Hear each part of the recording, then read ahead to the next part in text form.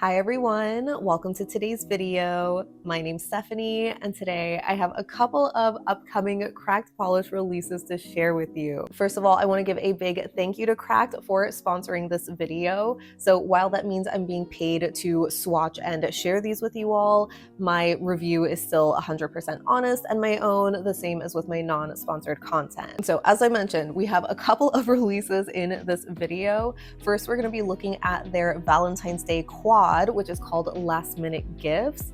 We also have their Jelly of the Month, a bonus shade, a returning shade, and then 2 magnetics from their Prugly Pals Facebook group.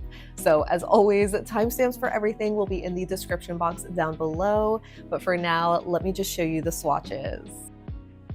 Starting with the Last Minute Gifts collection, the first polish is No Reservations, which is a blurple with blue Aurora shimmers and a soft pink magnetic. This is actually supposed to be the Amethyst Dart Frog 2.0 version, which is so crazy to see. I will be showing the comparison later, of course, but as far as this polish goes, it has a phenomenal formula, really beautiful coverage on the first coat alone. It was very even, smooth to apply, a tiny bit sheer, but because it's more of a darker purple, I think it's pretty much fully opaque in 2 coats. I love how glowy the shimmer is, and I love that soft pink magnetic as well. It magnetizes so beautifully. And speaking of magnetizing, I'm gonna be testing out the Nailed It Magnetics or 5D Print Factory velvet tool that they kindly sent over. As a side note, I plan on doing a video on different magnetic tools and how they compare and all of that. This is a little bit smaller than a horseshoe magnet, but basically the same effect. So you can see I did 2 coats here in the velvet style and I love how it looks. It is so beautiful.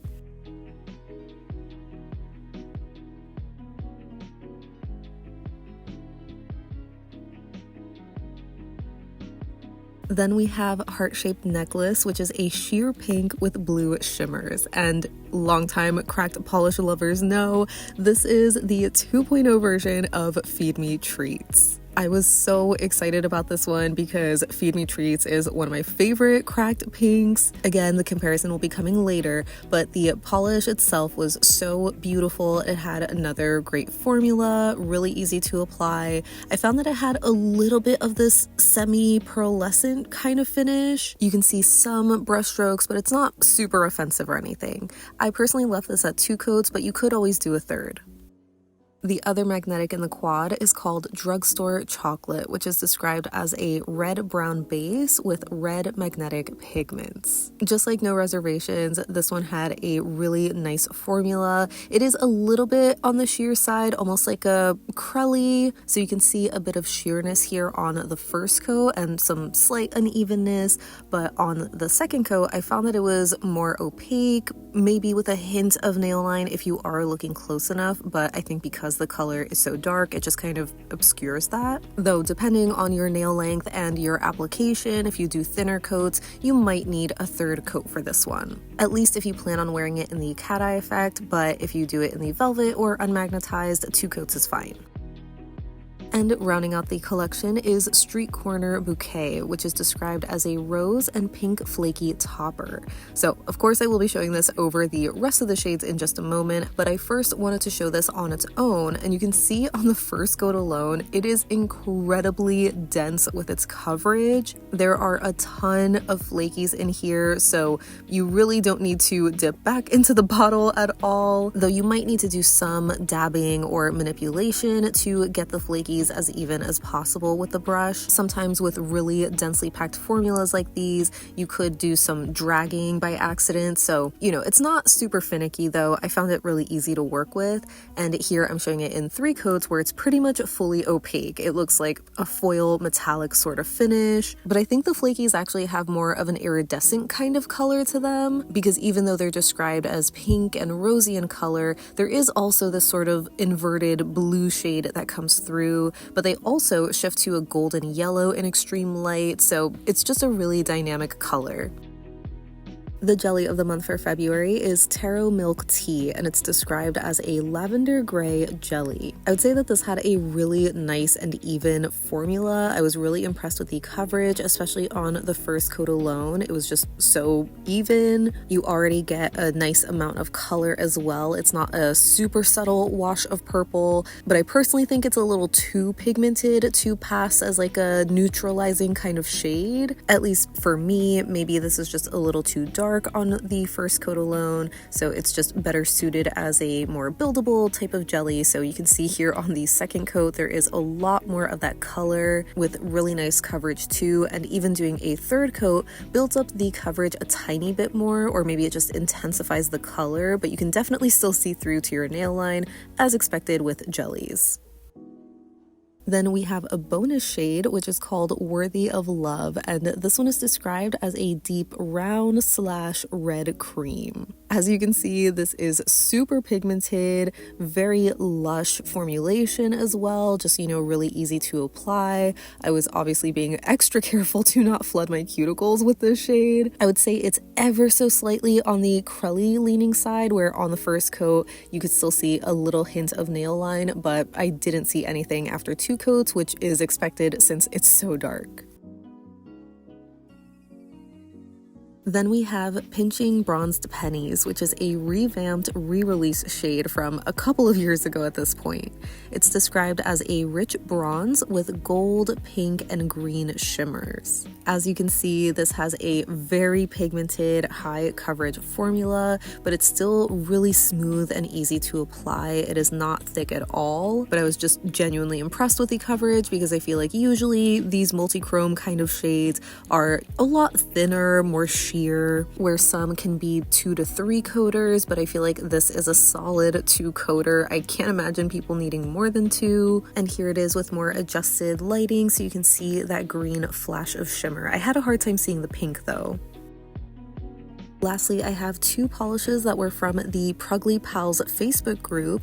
The first one here is Dumpster Fire, which is described as a brown with copper to pink magnetic pigments and green and gold flakies. I already love this polish for the name alone because it is just unfortunately very fitting, but as far as the polish goes, it is also really incredible. As you can see from the first coat alone, it is super highly pigmented, very even coverage, not quite a 1 coater. Honestly, I think I could still see some light spots here and there, but maybe if you're in a rush, you could just wear this in 1 coat, but for my swatches, I am going to be showing them in 2 coats where you can see they are fully opaque. The magnetic has a really pretty shift going from this fiery kind of color head on to a more green and extreme lighting, and I really love the contrast of the flakies too.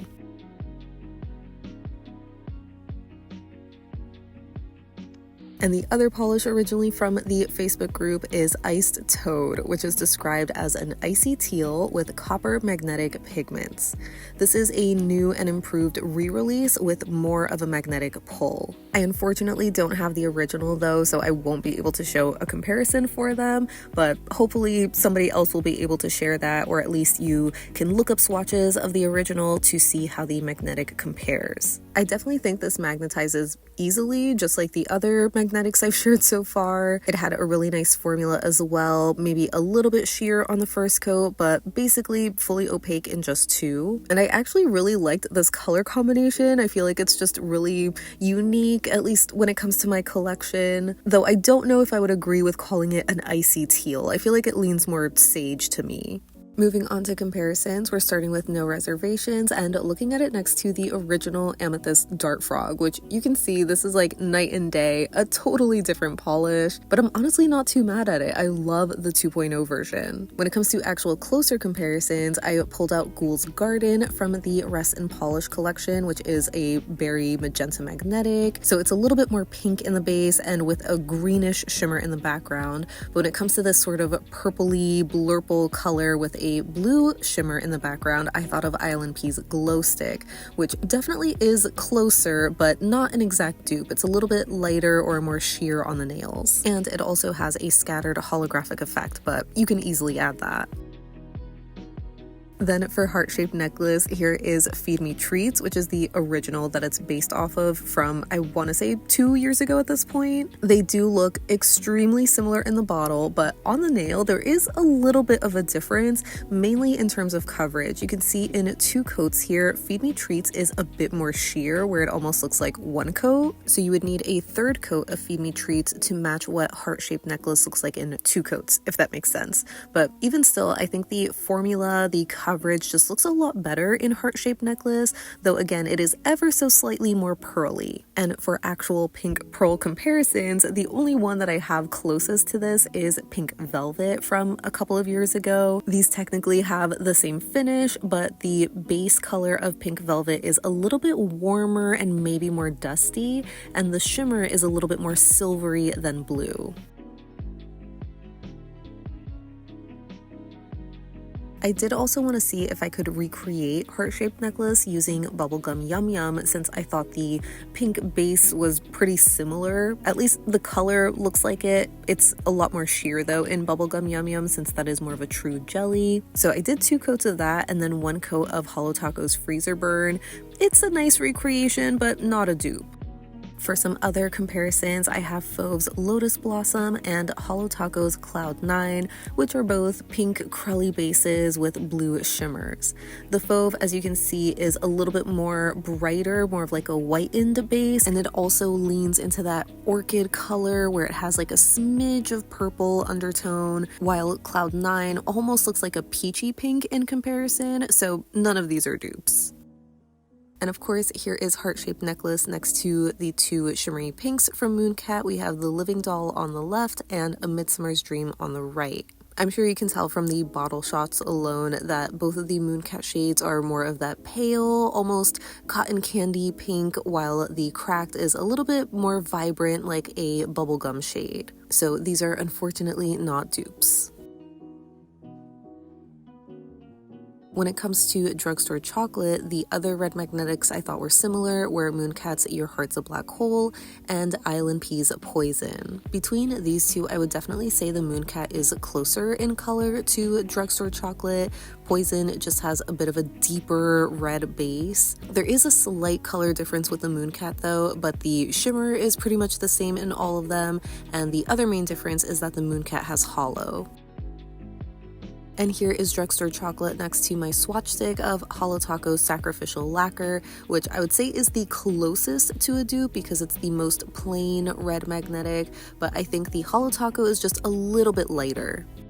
Moving on to Street Corner Bouquet, I wanted to quickly show this next to Flower Pressing because I thought color-wise it was kind of similar. They're obviously very different finishes, but Flower Pressing is still more vibrant overall. When it comes to a pink iridescent flaky topper, I of course am showing this next to Cirque Colors Glitter Glue. But as I'm sure you can tell, even in the bottle, they are a little bit different, where I think the iridescent flakies in Cirque are maybe more see-through, or I guess it's the colors, where over lighter colors, again, you see more of that blue sort of tint in the cracked flakies, but over darker colors or just even in the bottle, they lean a lot more pink, while the flakies in Cirque are more golden yellow.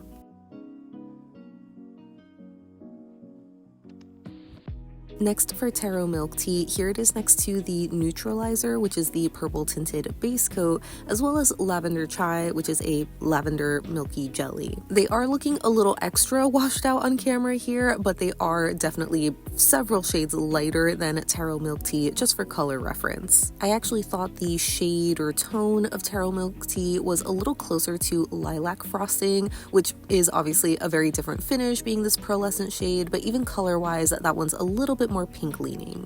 And when it comes to the Cirque jellies, the closest one that I have in my collection is Ube jelly, which, as I'm sure you can see in the bottle, it has a little bit more of this vibrant lavender color. It doesn't look as muted or gray as Taro Milk Tea. So I am going to be showing these in 1, 2, and 3 coats, just so you get an idea of their difference in colors mainly. Coverage wise, they are pretty similar. So the main difference again is just the color, where Cracked has a little bit more of that noticeable grayness. So I think Cirque's Haze Jelly might be even closer, but I unfortunately don't have that one anymore. Then for Worthy of Love, I knew I had to show this next to Red and Button Brown from Cracked. Red is that more typical oxblood deep red shade, and Button Brown is a brown with a very strong red undertone. So when I saw Worthy of Love, I knew it was going to be the love child of these two other shades, but it's also a lot brighter, as you can see here, and maybe a little bit more sheer, so definitely not dupes. And lastly, for reference, I did also want to show this next to ILNP's Cherry, which is kind of your primary red shade. It's just very bright and stark. So you can definitely see that Worthy of Love is still much deeper than that, with a little bit of that brown undertone. Then for Pinching Bronzed Pennies, the closest crack that I had to this was Leather Bound, which is a really deep brown multi-chrome shimmer kind of polish. I'm sure you can tell from the bottle shot alone, but Leather Bound is just a lot darker in color, maybe a bit warmer as well, but it also has a more finely milled shimmer too. I did also want to show Pinching Bronzed Pennies next to Dumpster Fire, which is the magnetic, but I just thought color-wise they kind of look similar, especially if you leave Dumpster Fire unmagnetized. They do have a really similar shimmer going on, but there is a little bit more of that reddish orange shade in Dumpster Fire, as well as those flakies in the background. And then for Dumpster Fire, I thought of showing this next to Seek to Disrupt and Independent Thinker, both of which are from the Spirit of Rebellion collection. I thought Independent Thinker looked pretty similar to Dumpster Fire, at least when it's unmagnetized, but Seek to Disrupt is also a magnetic, and I thought the magnetic pigment was kind of the same, but the background is obviously different. So I feel like these three are closely related, or maybe distant relatives or something. Like, there are these similar elements, but they don't look anything alike. This is 2 coats of each, and right now I'm showing the cat eye effect for Seek to Disrupt and Dumpster Fire, and I would say that Seek to Disrupt is the most sheer of the three. And lastly, for Iced Toad, I immediately thought of Morning Light, which was the gray Crelly from the Halloween collection. That one has this strong gold shimmer. It's not magnetic at all, but you can see there is this sort of similarity in the bottle. On the nail, though, you can tell that Morning Light is a lot more sheer.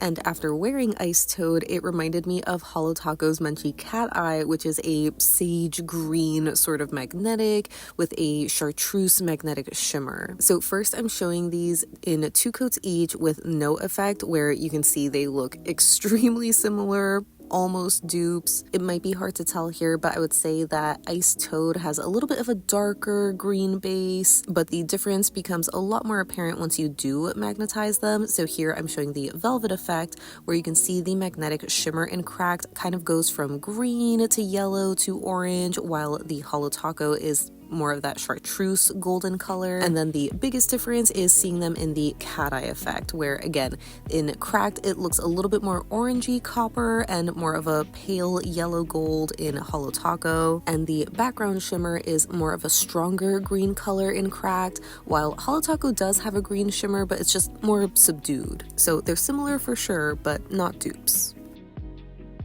So that wraps up my swatches and comparisons of Cracked Polish's upcoming releases for January. As always, I would love to hear your thoughts on all of these releases. Let me know which ones you're most excited for. In general, I think they are really solid, like starting with the little quad.